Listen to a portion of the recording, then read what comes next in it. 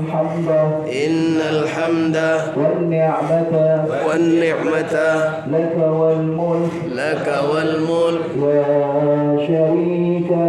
لا شريك لك. Para hadirin dan hadirat, itu kalimat yang insya Allah kita akan baca dan kita disunahkan membacanya setelah kita baca sampai melihat Allah Subhanahu wa Ta'ala. Labbaik Allahumma labbaik, ya Allah, hamba datang memenuhi panggilanmu.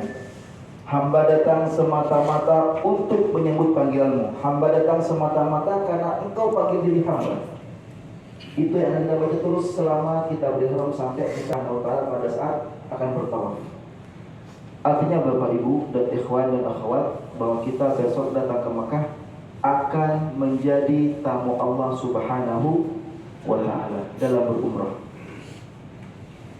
Dan kita datang ke sana semata-mata karena panggilan Allah Subhanahu wa Ta'ala, bukan karena kemampuan kita. Kita oleh Allah dimampukan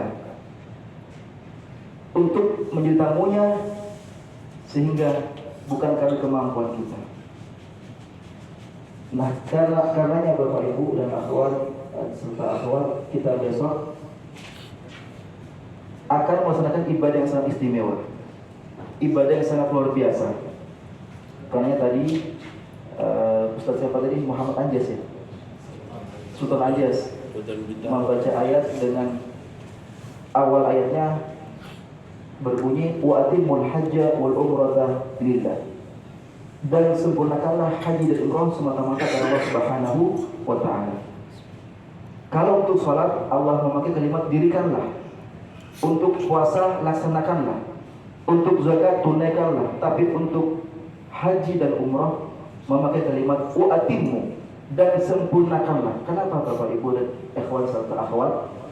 Karena dalam pelaksanaan ibadah umrah ini butuh perjuangan, butuh hati yang luar biasa untuk mendapat kesempurnaannya. Karena tidak bisa kita melaksanakan umrah kecuali di mana? Mekah Al-Mukarramah. Karena tawafnya bukan di mall, tawafnya bukan di pasar, tapi juga yang lainnya, melainkan kita akan melaksanakan tawafnya umrah ini adalah di Ka'bah Al-Musyarrafah, yang posisinya atau tempatnya ada di Tanah Suci Mekah Al-Mukarramah. Selamat datang yang baru datang, silakan. Kemudian kita sayangnya juga tidak ada kecuali di Mekah Al-Mukarramah, karena Bukit Safa dan Marwah adanya di Mekah Al-Mukarramah. Sehingga dengan kita melaksanakannya butuh perjuangan fisik, butuh pengorbanan fisik. Kita akan meninggalkan orang yang tersayang di Indonesia atau di tempat kita tinggal, dan juga tentunya dengan biaya yang tidak sedikit. Dengannya ibadah umrah sangat istimewa karena butuh kesabaran, butuh hati yang luar biasa. Umrah adalah ibadah istimewa, namun hadirin dan hadirat, istimewanya akan didapat oleh yang hatinya juga memandang dengan keistimewaan. Tidak hanya sebatas umrah paling cuma ihram, tawaf saya selesai. Tidak. Umrah adalah rangkaian ibadah yang kata Rasulullah, al-umratu ila al-umrati kafaratu lima bainahuma. Umrah satu ke umrah lainnya merupakan penebus dosa di antara keduanya. Minimal fadilah umrah adalah bagi pelaksananya yang mendapatkan kebaikan darinya adalah terampunkan dosa-dosanya. Semoga kita Allah diberi kemudahan, kelancaran, kesehatan sampai kita mendapatkan pahala umrah ini dengan masalahnya secara selesai sempurna insyaallah. Amin. Dan tentunya Bapak Ibu dan hadirin dan hadirat, kita pasti di antara kita dia sudah sering umrah, sudah pernah umrah, bahkan sudah pernah ikut manasik. Nah, pada hari ini kita akan bersama-sama belajar kembali. Kita bersama-sama melihat kembali ilmu kita yang kita sudah ketahui untuk lebih sempurnanya ibadah umrah kita besok insyaallah. Kita sekarang jadi keluarga besar, jadi mari kita saling membantu, saling mengingatkan, saling memberi, saling memandu, saling membimbing dengan satu tujuan. Kita mendapat umrah yang makbulah. Umrah kita oleh Allah yang diterima, yang menjadi kebaikan untuk kita, mengantar kita kepada ridha Allah Subhanahu wa Ta'ala. Karena Bapak Ibu ada kadang juga memandang umrah ini paling sebatas itu saja, dia itu pulang seminggu, pulang 10 hari, pulang 15 hari. Yang ada hanyalah sebatas perjalanannya, bukan kebaikan di dalamnya. Sehingga ada Bapak Ibu orang yang umroh ke sini, pulang ke Indonesia, biasa-biasa saja. Seperti orang yang tidak pernah umroh, tidak ada perubahan dalam dirinya, tidak ada nilai positif dan kebaikan yang didapat dari tanah suci selama menjadi orang yang berumrah ke sini. Siapa kira-kira yang bisa bantu saya? Siapa orang yang pulang umrohnya biasa-biasa saja? Artinya siapa orang yang setelah pulang umrohnya biasa-biasa saja? Ada yang tahu kira-kira? Silakan. Pas ya. Orang yang setelah pulang umrohnya biasa-biasa saja adalah orang yang setelah pulang umrohnya biasa-biasa saja. Artinya dia umroh ke sini memandang biasa saja. Sehingga dia memandangnya hal yang biasa. Karena dia memandang yang biasa, pulang biasa saja juga. Tidak ada kebaikan dan tambahan yang didapat olehnya. Karena Bapak Ibu dalam ibadah ada yang melaksanakannya dengan sungguh-sungguh. Misalnya yang dengan hati yang sempurna, hati yang maksimal, sehingga dia pulang luar biasa nantinya yang didapatkan. Ada yang melaksanakan ibadah umrah ini yang penting niat, ada yang sebatas niat, beda antara satu dan yang lainnya. Oleh Bapak Ibu dan hadirin hadirat, kita mari dari sekarang kita siapkan hati juga, tidak hanya kita siapkan fisik, tapi kita juga siapkan hati dalam menjalankan ibadah istimewa ini.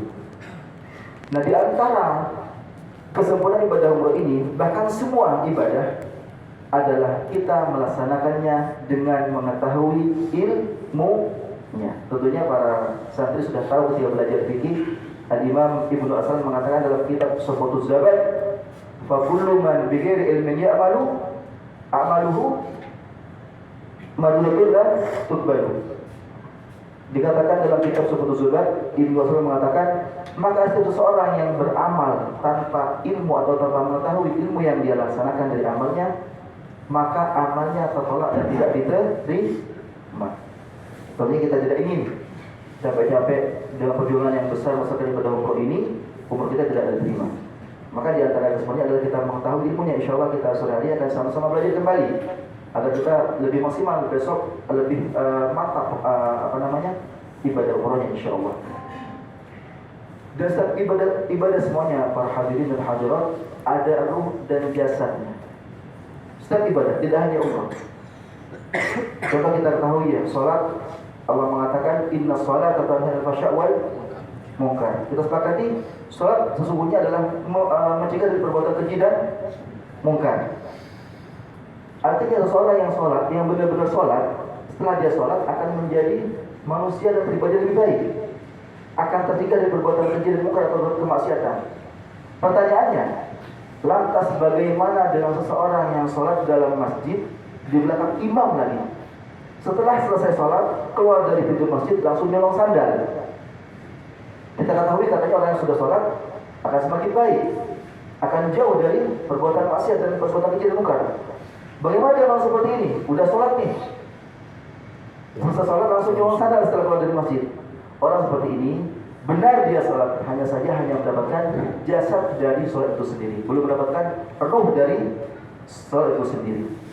Memang benar dia adalah secara jasad dia sholat, takbir, kemudian ruku, sujud sampai salam sebagaimana orang lainnya sholat, tapi dia mungkin belum tahu ilmunya, hanya ikut-ikutan saja. Seperti anak kecil belum mendapat fadilah dari inna sholata tanha 'anil fahsya'i wal munkar. Karena masih dia ikut-ikutan, belum tahu ilmunya dari sholat tersebut. Atau orang yang tidak sehat akal hanya sholat saja, atau yang memang dalam sholatnya dia bermain-main, tidak khusyuk dan tidak melaksanakan hak-haknya sholat itu sendiri, sehingga dia hanya mendapat jasadnya sholat itu sendiri, tidak mendapatkan ruh daripada sholat tersebut.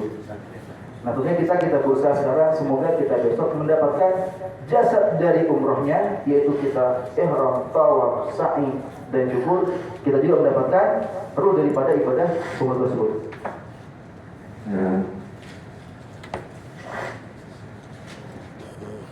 Teori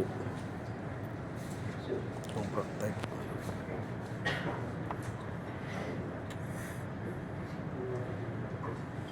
Siap.